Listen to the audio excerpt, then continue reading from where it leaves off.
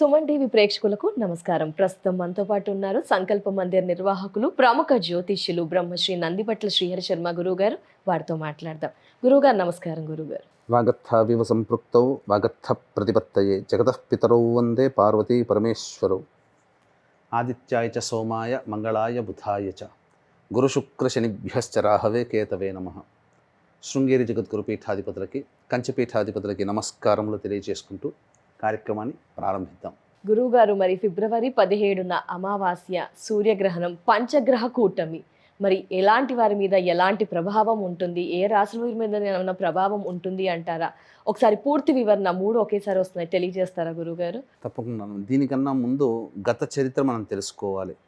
అంటే 2025 సూర్యగ్రహణము మార్చిలో వచ్చింది. అవును గురువు. షడ్గ్రహ కూటమి, సూర్యగ్రహణము, అలాగే శని భగవానుడు మీనరాశిలోకి మారడం కూడా జరిగింది. ఈ కారణం వల్ల మన భారతదేశంలో ఇది కనిపించలేదు గ్రహణము. కానీ ఈ గ్రహణ ప్రభావము మనకు ప్రపంచవ్యాప్తంగా దీని యొక్క ప్రభావం ఉంటుంది అని చెప్పడం జరిగింది.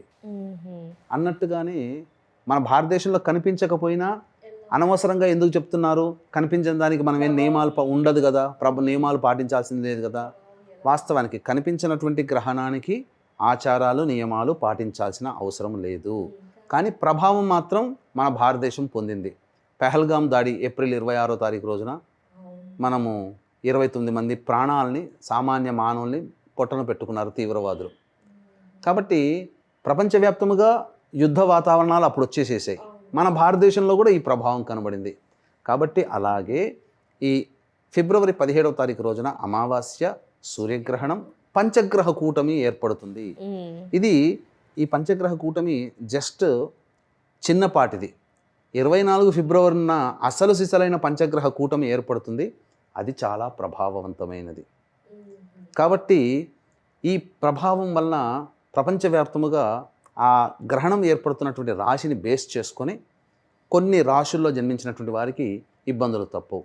ముందుగా ఈ ప్రభావం వల్ల ఏం జరుగుతుంది అంటే, ధనిష్ఠా నక్షత్రంలో ఏర్పడుతుంది. ఈ నక్షత్రాధిపతి అయినటువంటి కుజుడు గ్రహణం ఏర్పడుతున్నటువంటి రాశికి వ్యయస్థానంలో ఉచ్చ స్థితిలో పొంది ఉన్నాడు. కాబట్టి ఈ యొక్క గ్రహణ తదనంతరం అనేక దేశాలు యుద్ధానికి కాలు దువ్వుతాయి. యుద్ధ మతోన్మాదముతో యుద్ధములు జరుగుతాయి. అంటే ఏదైనా జరగవచ్చు. ఇక్కడ అణు ప్రయోగాలు కూడా జరిగే అవకాశాలు గోచరమవుతున్నాయి. ముఖ్యంగా శుక్రుడు, బుధుడు, అలాగే రవి, చంద్రుడు ఈ సంబంధించినటువంటి ఈ ధనిష్ఠా నక్షత్రం, శతభిష నక్షత్రంలో స్థితి పొంది ఉన్నారు. దీని ప్రభావం వలన ముఖ్యంగా స్త్రీలకి ఇబ్బందికర పరిస్థితులు ఎదురవుతాయి.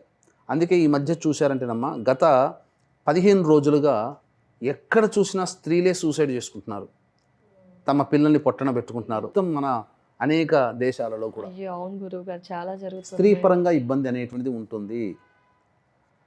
ప్రముఖ వ్యక్తి అనగా పేరు పొందినటువంటి స్త్రీ మరణించే అవకాశం కూడా ఉంటుంది ఈ సంబంధించినటువంటి గ్రహణ ప్రభావం వలన. కాబట్టి వీక్షించేటువంటి సుమన్ టీవీ ప్రేక్షకులు ఒక్కటి గుర్తుపెట్టుకోండి, ఈ యొక్క గ్రహణము మన భారతదేశంలో కనిపించదు. కనిపించినటువంటి గ్రహణానికి ఎటువంటి ఆచారాలు, నియమాలు పాటించాల్సినటువంటి పని లేదు. కానీ ప్రపంచవ్యాప్తముగా ఈ గ్రహణం ఏర్పడుతున్నటువంటి సందర్భంగా చక్కగా గుర్తుపెట్టుకోండి, కొన్ని రాశుల్లో జన్మించినటువంటి వారికి కొన్ని ఇబ్బందులు, విపత్తులు ఏర్పడతాయి.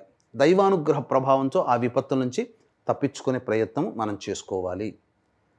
ఎందుకనంటే ఇక్కడ మన భారతదేశంలో కనిపిస్తేనే మనం దాన్ని కన్సిడర్ చేస్తామంటే, ప్రపంచానికి ఒక్కొక్క దేశానికి ఒక్కొక్క సూర్యుడు, ఒక్కొక్క చంద్రుడు ఉండడు కదా.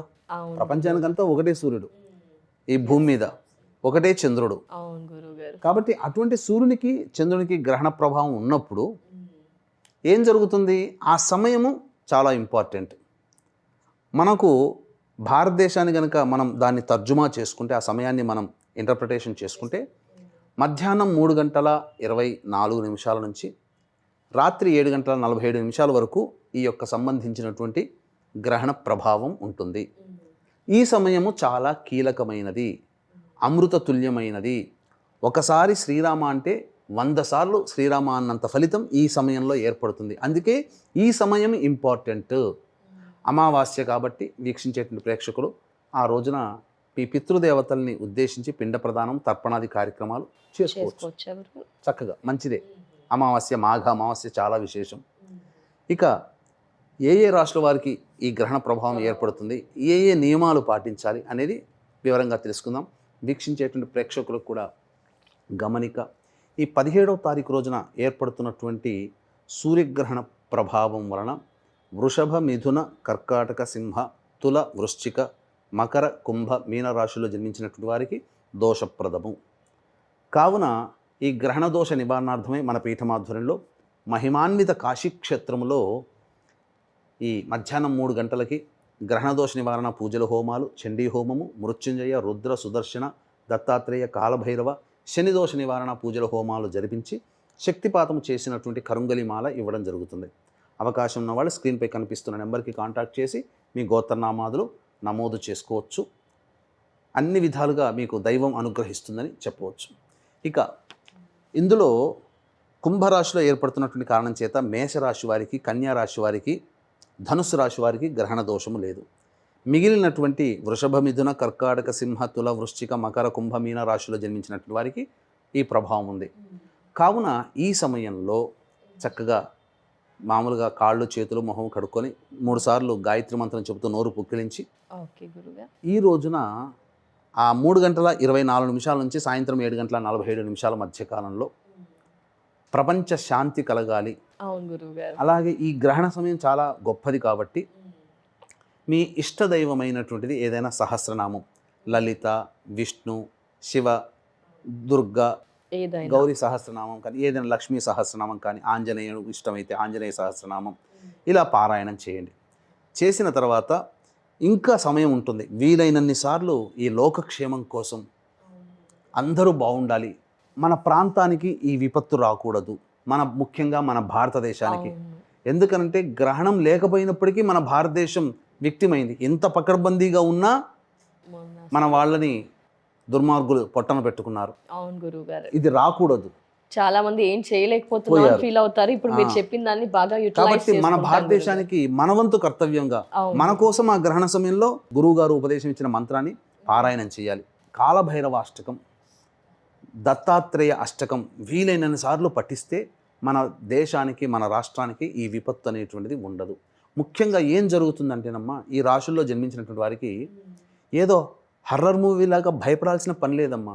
నష్టం అంటే చిన్న దెబ్బ బదులు కొద్దిగా పెద్ద దెబ్బ తగులుతుంది. 100 రూపాయలు నష్టపోయే బదులు 1000 రూపాయలు నష్టపోతుంటారు. సమస్యలు ఏదో చిన్న మాటతో సమస్య పోయేది పెద్ద గొడవ దాకా అవుతుంది. ఈ గ్రహణ ప్రభావం వల్ల గ్రహణం అయిన తర్వాత 3 నెలల వరకు, 108 రోజుల వరకు ఇలాంటివి తరచూ జరుగుతుంటాయి, నష్టములు జరుగుతుంటుంటాయి. ఒకప్పుడు స్టాక్స్లో పెడితే 100,000, 1,000, లక్షలు సంపాదించిన వాళ్ళు ఉన్నారు. ఇప్పుడు నష్టాన్ని సవి చూడాల్సి వస్తుంది.